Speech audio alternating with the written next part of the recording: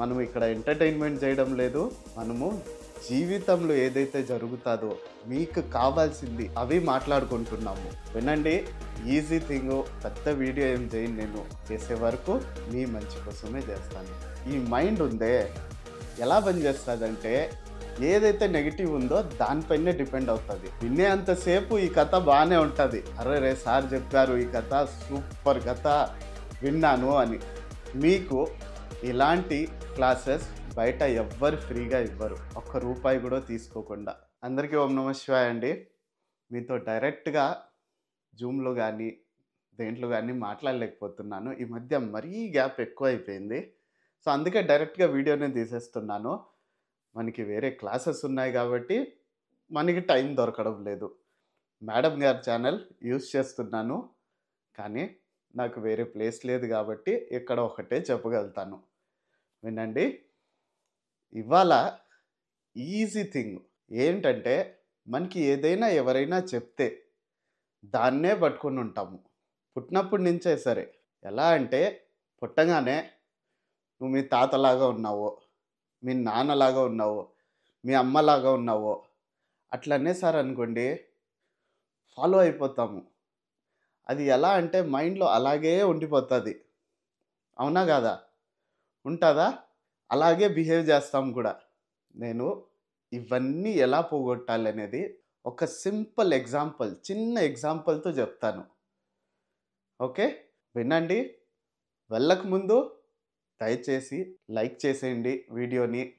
అలాగే మీకు ఏమైనా కమెంట్ ఉంటే కమెంట్ కూడా చేయండి. ఎందుకంటే మీ ఒక్కొక్క చిన్న లైక్, ఒక్కొక్క కమెంట్తో ఎవరైనా మారారంటే ఆ పుణ్యం మీకే చేరుకుంటుంది. Simple logic. పుణ్యం ఎక్కడి నుంచి సంపాదించాలి? ఇలాగే సంపాదించాలి. మనం ఇక్కడ ఎంటర్టైన్మెంట్ చేయడం లేదు.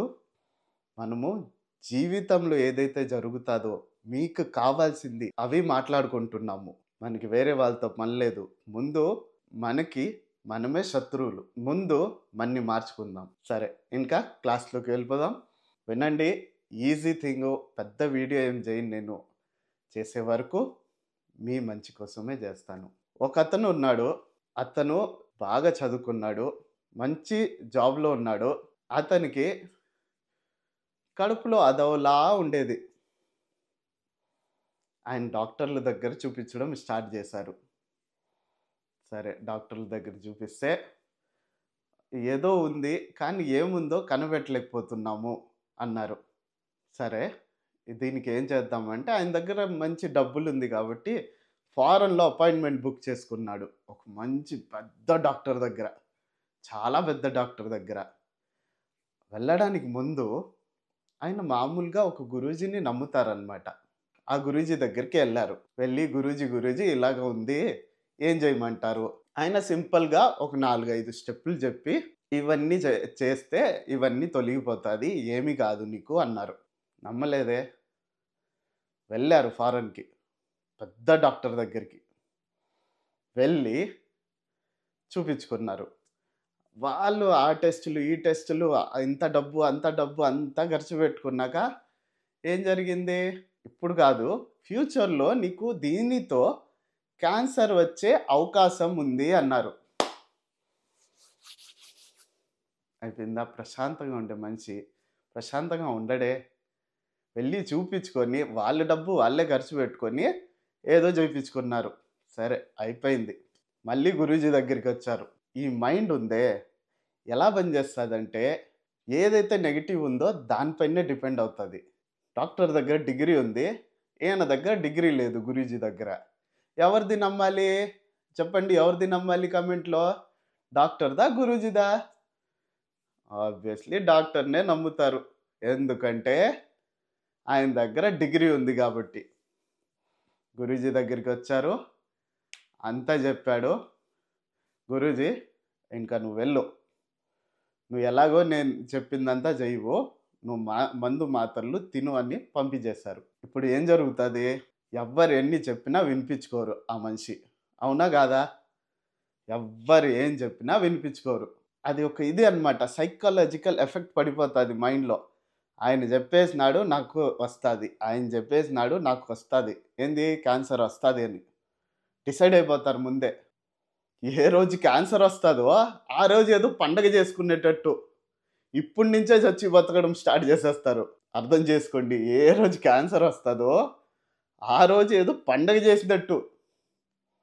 కాదు గదా! ఆ రోజు బాధనే పెరుగుతది. ఎప్పటినుంచి బాధ, అప్పటినుంచి బాధ. మన రాతని మనం మార్చుకోవచ్చు.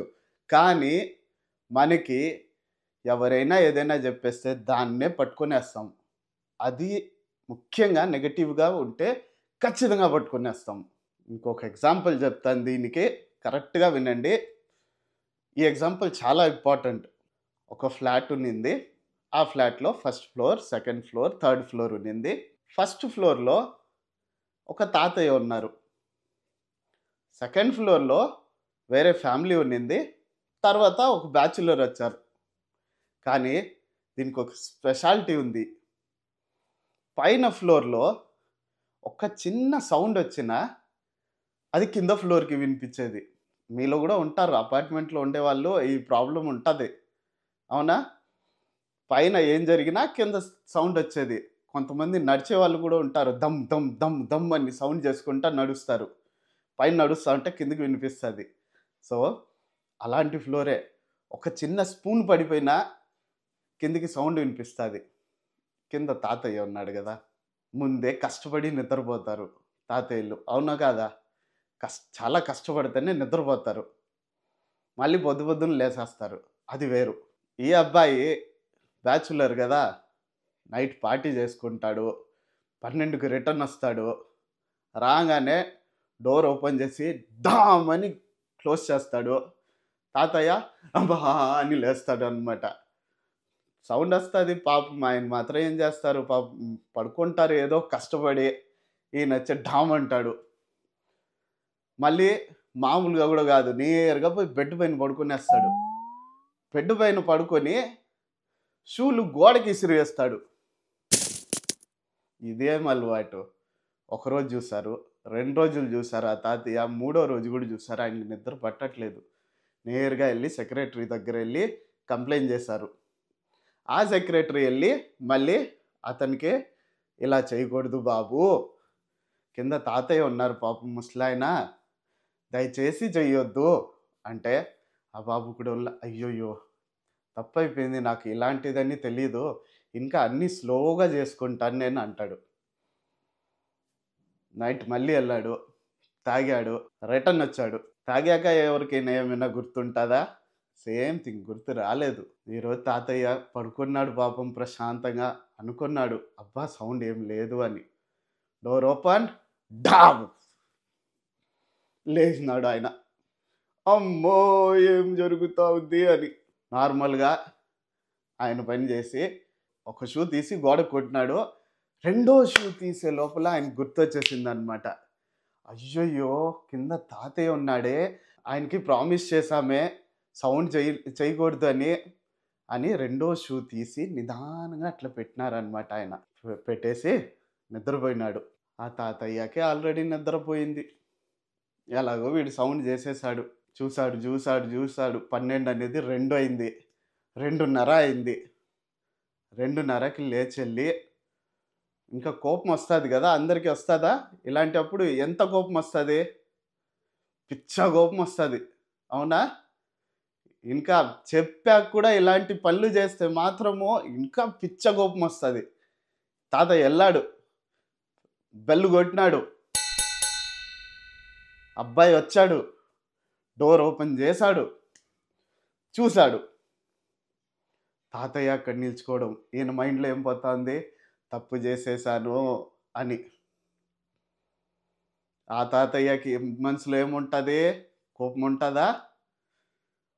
తాతయ్య మనసులో కోపం లేదండి. జాగ్రత్తగా వినండి. తాతయ్య ఏమడిగాడంటే, బాబు ఆ రెండో షూ కూడా కొట్టేస్తే నాకు నిద్రొస్తది. నేను వెయిట్ చేస్తున్నాను ఇంతసేపు. నువ్వు ఎప్పుడు కొడతావు అని. అది ఒకటి కొట్టేయి. నేను పడుకొని నిద్రపోతాను. అర్థమైందా అండి? మన మైండు మనం ఎంతలా ట్యూన్ చేసేస్తామని.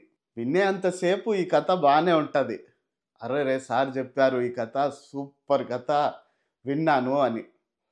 మీరు ఒక పాజిటివ్ ఆరాలో ఉన్నారు ఇప్పుడు. 4 రోజులు ఉంటది. 5 రోజులు ఉంటది ఈ ఆరా మీ చుట్టూ. మళ్ళీ మీరు నెగెటివ్ పర్సన్స్‌తో అందరితో కనెక్ట్ చేయడం స్టార్ట్ చేస్తే ఈ ఆరా ఢమ్. అందుకే చెప్తున్నాను. ఎప్పుడు అన్ని క్లాసెస్‌కి అటెండ్ అవ్వండి.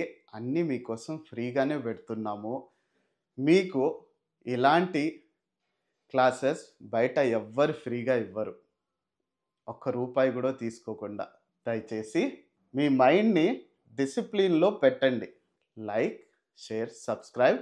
కొత్తగా హైప్ అని ఒకటి వచ్చిందండి. మీరు మొబైల్‌లో చూస్తున్నారంటే కొంచెం ఎటు పక్కకి స్క్రాల్ చేశారంటే హైప్ కనిపిస్తది. మీకు అందులో ఎన్ని పాయింట్స్ కావాలంటే అన్ని పాయింట్స్ ఇవ్వండి ఈ వీడియోకి. ఓం శ్రీ గణేశాయ నమః. ఓం శ్రీ సాంబశివాయ నమః. ఓం శ్రీ శివాయ నమస్తుభ్యం. మీ ఫీడ్‌బ్యాక్స్‌ని కామెంట్‌లో పెట్టండి. మరి దీనికంటే మించిన కథలు అన్నీ చెప్పడానికి ఇంకొక వీడియోతో ఖచ్చితంగా వస్తాను.